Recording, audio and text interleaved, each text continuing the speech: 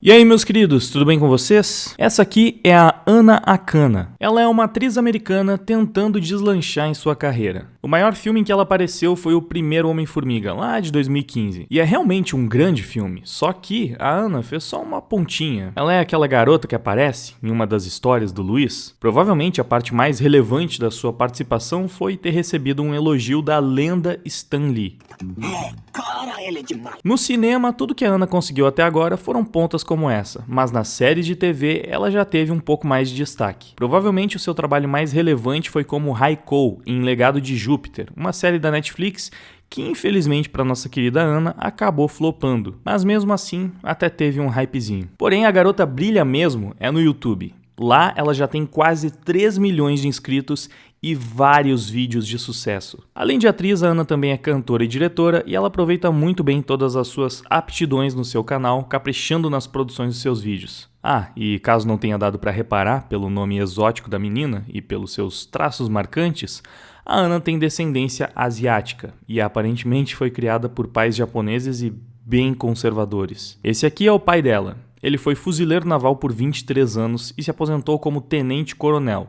E eu sei disso porque ela conta um pouco da história dele nesse vídeo em que ela transforma o pai em uma drag queen. E a propósito, essa é a mãe dela, que também aparece no vídeo. Bom, talvez você esteja se perguntando como um pai japonês super conservador aceita se vestir de drag queen para centenas de milhares de pessoas e, bom, o que eu posso dizer? Nós vivemos em novos tempos, não é? Claro que tudo isso não passa de uma grande brincadeira. A Ana é uma youtuber, então ela constantemente está pensando em formas de chamar a atenção do público, e é óbvio que ela vai usar as estratégias mais inusitadas possíveis para isso. E convenhamos que trollar a própria família não chega a ser uma novidade no ramo. Parece que os pais da Ana sempre entenderam e apoiaram bastante a profissão da filha, eles entram na brincadeira junto com ela. Ok, talvez a fortuna que ela provavelmente faz com os seus vídeos e com a sua profissão sirva bem para incentivar toda essa aceitação por parte dos seus pais, mas nos vídeos que eu vi com a participação deles, eles realmente parecem ser pessoas bem tranquilas. Enfim, em outros vídeos da Ana, essa criação mais conservadora que ela teve transparece em meio às piadinhas das suas sketches. Como, por exemplo, no seu vídeo mais famoso, que conta com 11 milhões de views, que é sobre educação sexual, e onde ela brinca que tudo que ela aprendeu sobre o assunto com os pais dela foi que se ela fizesse sexo antes de se casar, eles quebrariam as suas pernas. Obviamente uma piada que brinca com o exagero, né, mas que provavelmente retrata pelo menos parcialmente a realidade. Pelo menos eu espero, né, que seja isso. Tá, mas por que eu tô falando dessas coisas? O que isso tem a ver com o tema do vídeo?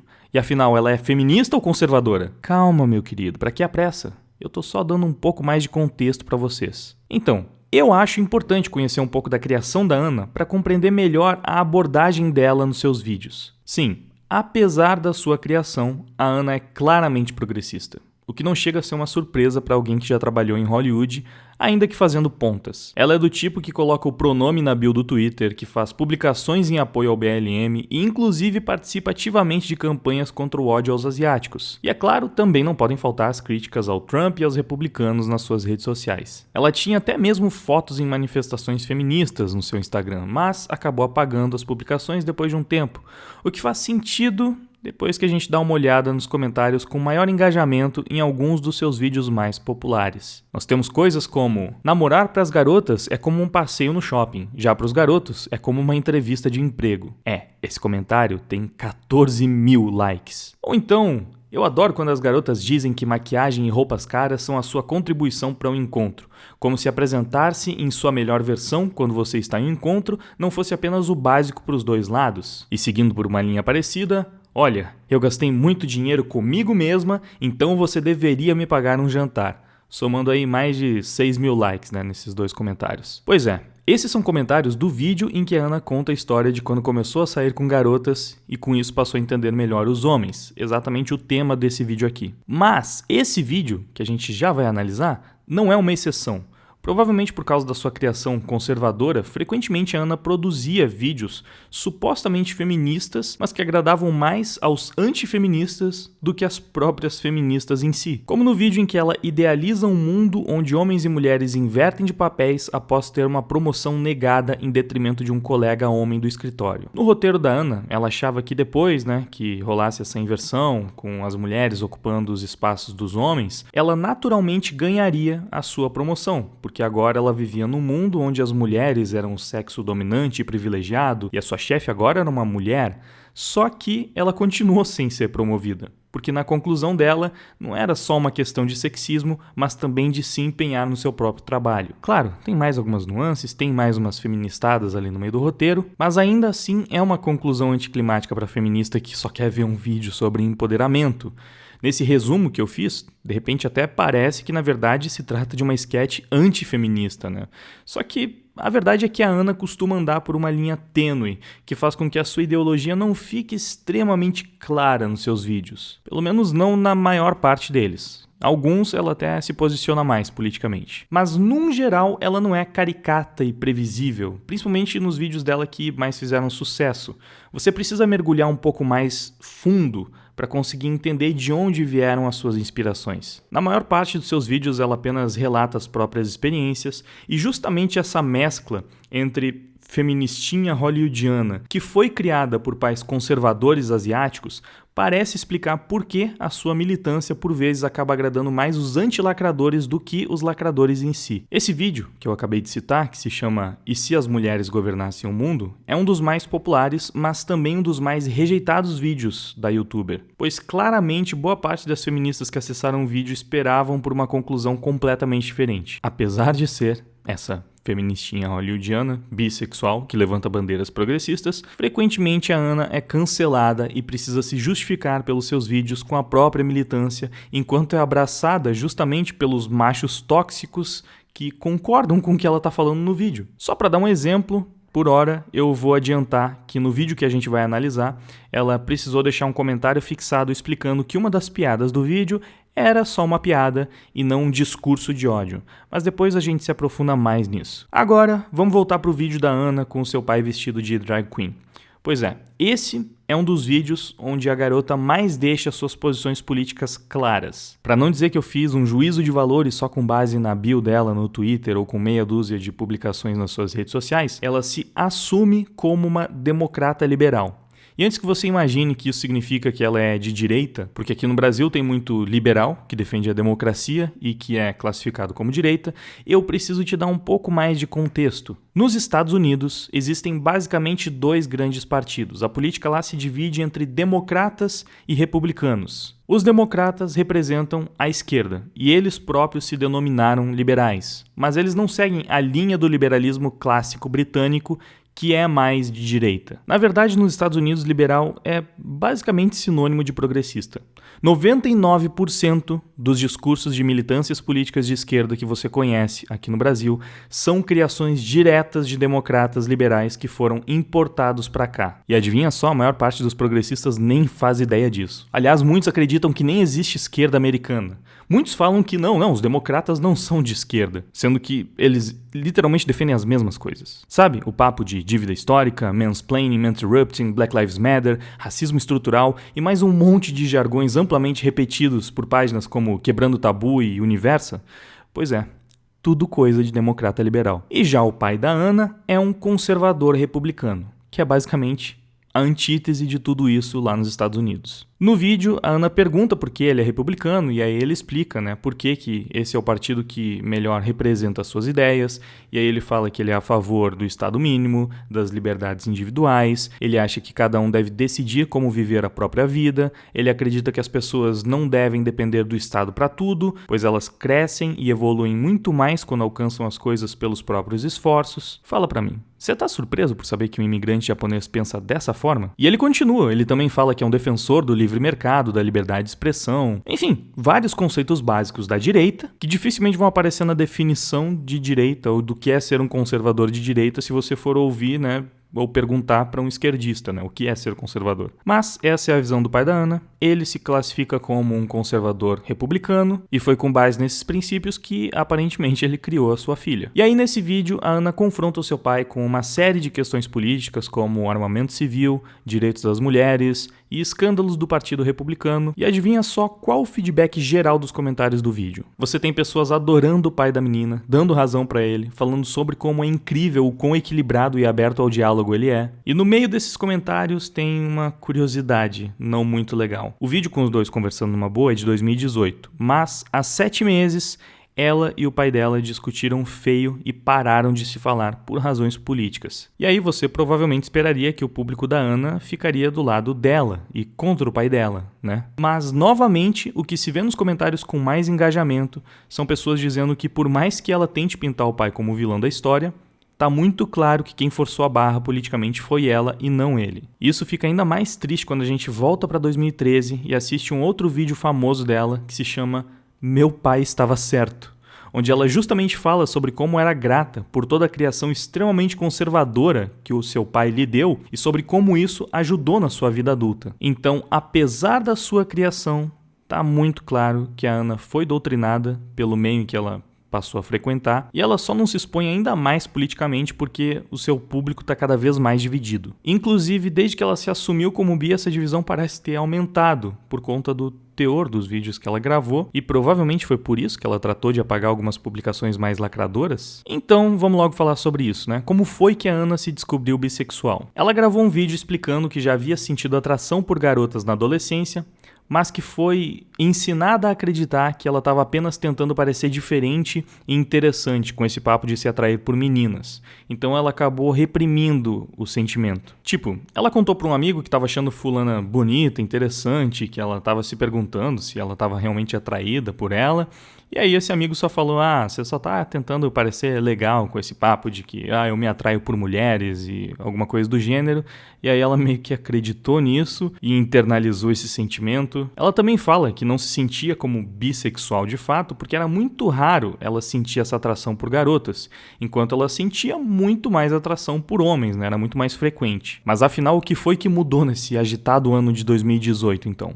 Bom, a Ana conversou com uma queer. Você não sabe o que é queer? Tudo bem, ninguém sabe realmente. É só um jeito diferente e muito exótico de falar que alguém é viado e mais excêntrico. Enfim, ela conversou com essa queer e a partir daí ela entendeu que se ela já se sentiu atraída por uma garota ao menos uma vez, então ela é bissexual e a proporção dessas atrações não importa. Curiosamente, depois dessa conversa ela passou a sentir muito mais atração por garotas, né?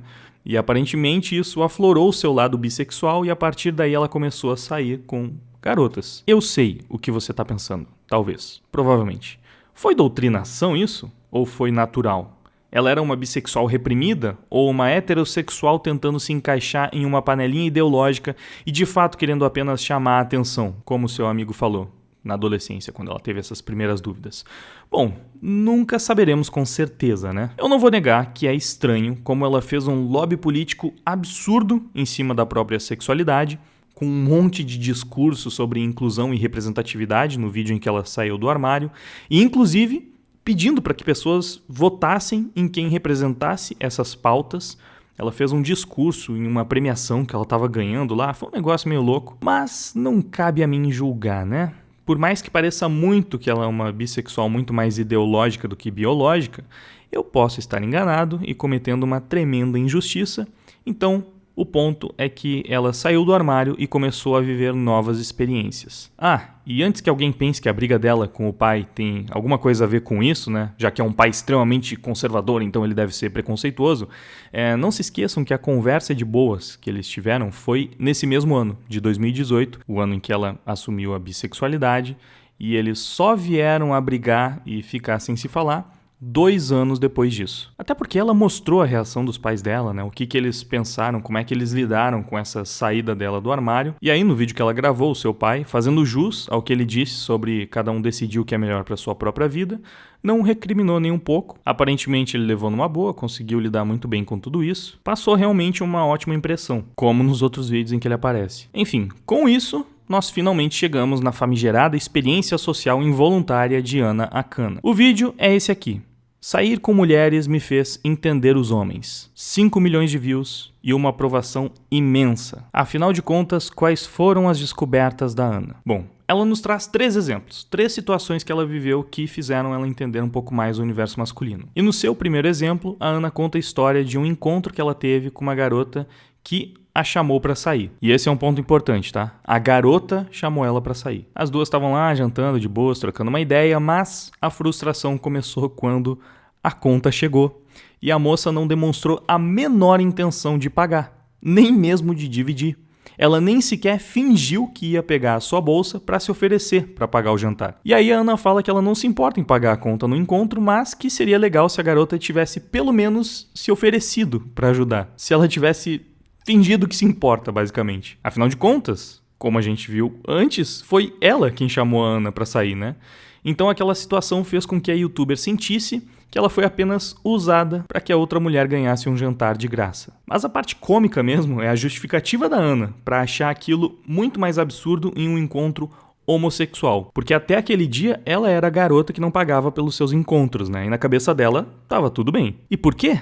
Bom, segundo ela, porque ela já gastava um dinheirão com roupas, com maquiagem, com perfume, pra ficar linda e perfeita pro cara que fosse sair com ela, então era justo que ele pagasse a conta. Sim, ela fala isso. Lembra dos comentários que eu mostrei antes? Pois é, eles são sobre essa cena. E a Ana também ficou frustrada, porque a garota sequer agradeceu pelo gesto, e depois daquele jantar, ela nunca mais apareceu, elas nunca mais se viram. E foi só aí que ela compreendeu a reclamação de alguns homens que dizem sentir que para as mulheres eles não passam de carteiras ambulantes de quem elas podem se aproveitar a qualquer momento. No segundo exemplo, a Ana conta sobre a vez que ela foi até o apartamento de uma garota com quem ela estava saindo e acabou se dando bem com o gatinho dela. E aí, a cremosa mandou: "Uau, meu gato nunca se dá bem com ninguém e gostou tanto de você.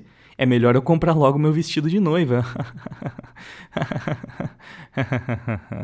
Pois é, aquela brincadeirinha típica de garotas que estão loucas para assumir logo um compromisso e oficializar a relação. A Ana novamente falou que já fez brincadeiras como essa várias vezes com seus parceiros e que nunca viu nada de errado nisso, ela achava que estava só sendo boba, até ela estar do outro lado da situação. De repente, ela se sentiu estranhamente mal, como se estivesse sendo pressionada a avançar no relacionamento de uma forma adoravelmente intimidadora. Ela conseguiu compreender o pânico da situação. E no seu último exemplo, ela contou sobre a vez em que, ao final de um encontro, a garota convidou ela para subir até o seu apartamento, para dar uns amassos, só que chegando lá, a garota simplesmente passou horas conversando sobre todo tipo de coisas e elas não deram um único beijo. Aí a Ana conta que se sentiu enganada, que ela não teria nenhum problema se a garota tivesse dito: "Você quer subir para ficar horas me ouvindo falar sobre as minhas coisas?"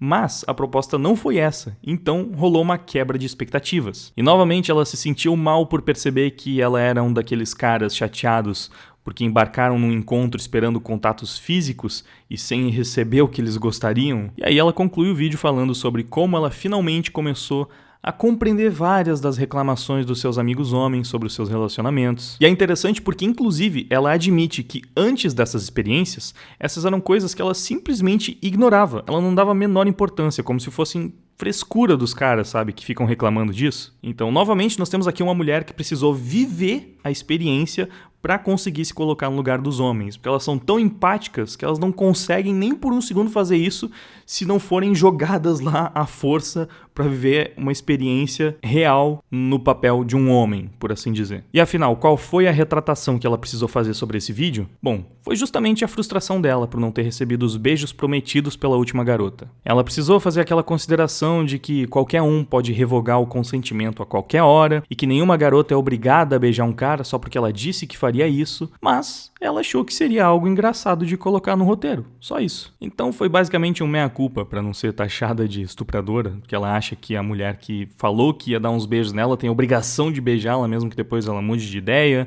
Isso não pode. E aí ela manda gente, foi só brincadeira, relaxa, eu não quis ofender ninguém. Enfim, esse não foi o único vídeo da Ana sobre esse tema. Tem um outro menos direto e mais na pegada de sketch de humor, onde ela mostra por que as garotas deveriam se namorar. Esse é o título do vídeo. Não fez tanto sucesso, esse aí pegou 250 mil views. É bastante, né? Mas o outro pegou milhões de visualizações, então não se compara muito, né? Mas esse também tem uns momentos interessantes. O vídeo é basicamente sobre quebra de expectativas, onde o excesso de atenção, carinho e desejo de dialogar das mulheres acaba gerando brigas bobas e DRs constantes sobre coisas triviais. Mas um momento particularmente interessante do vídeo, apesar de ser realmente bem bobinho, foi no final, quando, para fazer as pazes, uma das garotas sugere pagar o jantar e aí ela começa a oferecer várias opções diferentes de comida, italiana, indiana, sushi, torta alemã, algum junk food. Nenhuma delas decide o que quer comer e aí alguém aparece na sala um tempo depois e só sobrou lá o esqueleto das duas que morreram, sem conseguir decidir o que elas queriam pro jantar. Eu não vou negar, me identifiquei bastante com a cena. Não parece fazer muito sentido, mas a minha experiência empírica confirma pra mim que mulheres são realmente muito indecisas, mesmo sobre coisas pequenas, como decidir qual vai ser a janta. Eu não sei por que acontece, mas acontece bastante, o tempo inteiro. Enfim, essa foi Ana Akana e a sua experiência bissexual. Certamente não foi nada tão profundo quanto os experimentos de Nora Vincent e Samantha Brick, mas ainda assim é interessante observar como essas mulheres, que são incapazes de se colocar no papel dos homens, mudam radicalmente as suas visões quando algo as força a se colocar nessa situação. É aquela velha história, né? Falam tanto de empatia, porque na cabeça delas empatia é quando os outros se colocam no lugar delas, para entender o que elas passam. Mas nunca fazem o caminho contrário, como se empatia fosse uma via de mão única, né? Dos outros se colocando no seu lugar, sem nunca tentar se colocar no papel dos outros. E perceber que elas não são as únicas pessoas que passam por dificuldades, que têm problemas, que não são só os problemas delas que são reais, que talvez as reclamações do outro lado também tenham lá a sua validade e deveriam ser levadas em consideração de vez em quando. Bom, talvez a gente ainda veja bastante da Ana por aí, em filmes e séries. E quando isso acontecer, se acontecer, você vai poder ser o hipster do rolê que vai apontar pra tela e falar: "Ei, eu conheço ela. É a youtuber feminista que entendeu os homens depois de sair com mulheres.